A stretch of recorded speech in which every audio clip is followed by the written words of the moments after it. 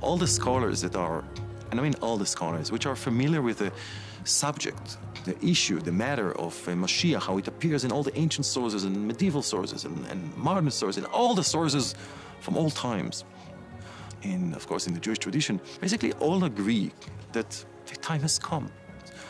And we're actually awaiting the coming of the Mashiach and the revelation of Mashiach at any given moment now. So that means first that Mashiach was already born, and he's already here. And that's an interesting thing to wait for. Mashiach is someone that's totally above the concept of exile. To him, he's a person that sees godliness. I mean, it's like, if you can, it's like a prophet, you know, a person of a very high nature. Where will he be first revealed? I don't know where it's going to be. As the Zohar says, the ancient text of the Kabbalah, written by Rabbi Shimon Bar Yochai, who is buried right here in Mount Meron, says that Mashiach will be revealed in the land of the Galil, in the Galilee, in the northern part of Israel. People in Tzfat say it's in Tzfat. Actually, a very narrow lane here in Tzfat called the lane of the Messiah, the lane of the Mashiach. But Maimonides says it's going to be in Tiberias. So there are different opinions. Let's hope that it's going to happen very soon, and then we'll know for sure. We see a messianic figure, a messianic age, as the actual purpose for creation. That war and strife and struggle is not the purpose of creation. That's why the Torah begins with not only the creation of the world, but the whole story of the Garden of Eden, to tell us that there was an ideal situation for man. We didn't achieve it in the beginning, but that is where we're supposed to end up.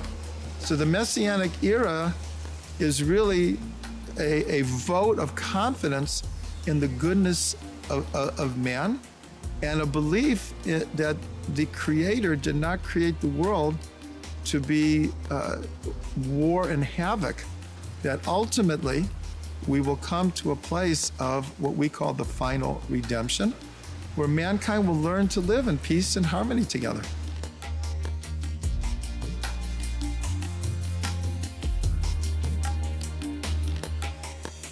It is for every single one of us now.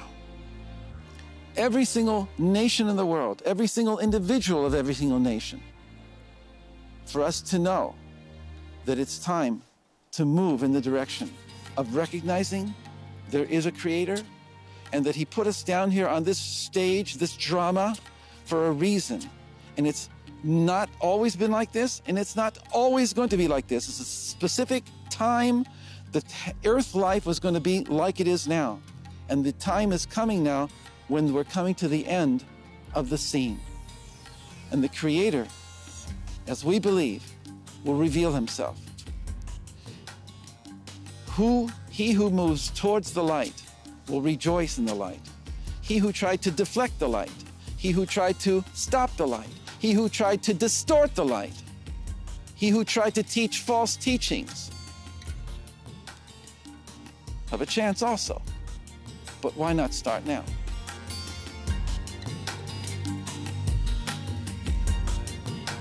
We're all born with the nature of looking out for ourselves. That's our inbuilt nature. So we think that that's normal and we think that that's right.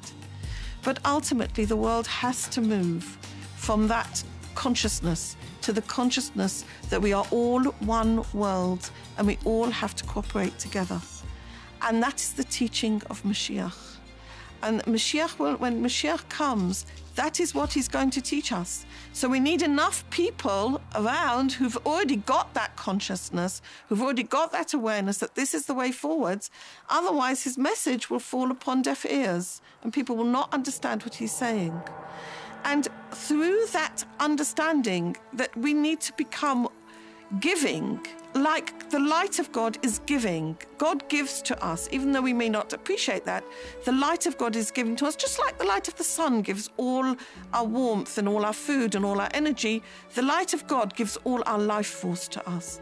And just as God is giving to us, we need to be like him. We need to be what Rabbi Ashlag calls in affinity of form with him. And therefore, we become like God. When we are like God, then God is able to give all the goodness, all the light, all the pleasure, all the beauty, all the health, all the wonderfulness that we really need. And that is the teaching of Mashiach, that we become more in consonance with God so that we are then able to receive the end of days, the redemption, when all of God's light will be revealed, all his goodness will be open, and everybody will receive everything they need. So how will we know that Mashiach is here, that Mashiach is coming? It's not just the human being. It's the force itself that will enter into each one of us. The sense of something happening. And if we're already doing what we want to be doing when Mashiach comes, that's the best way. To love each other, to appreciate, to honor other human beings, to appreciate the world and honor the existence of the presence of the Creator in the world. To stop destroying our planet. To work towards coming together in higher and higher ways, of working together with community, with nations, with the world. The consciousness is already dawning.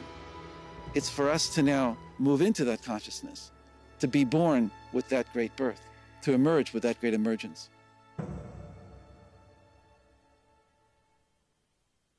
In the Messianic era, the true nature of creation will ultimately be revealed.